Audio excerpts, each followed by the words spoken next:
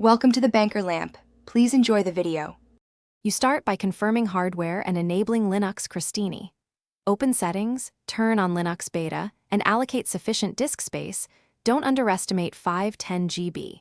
Once done, launch the terminal. You'll use apt or a package manager. Make sure your Chrome OS is up to date because kernel and container compatibility matter.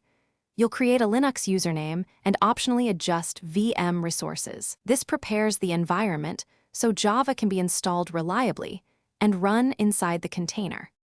Now you install Java inside the Linux container. First, update packages with sudo apt update and sudo apt upgrade y to avoid conflicts. Next, install OpenJDK. For example, sudo apt install OpenJ17JDK or choose another supported version. This gives you Javac and Java. Once installation finishes, run Java version to confirm.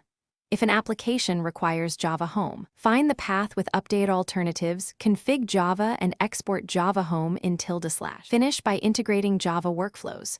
Move code into the Linux files folder so Chrome OS apps can access them, and use VS Code with the remote extension for editing.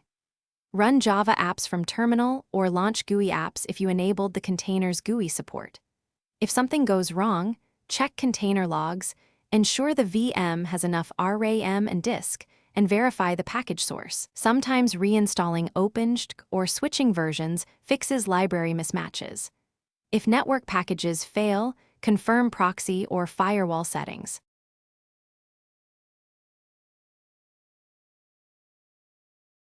Thanks for watching. If this was helpful, leave a like and consider subscribing. See you next time.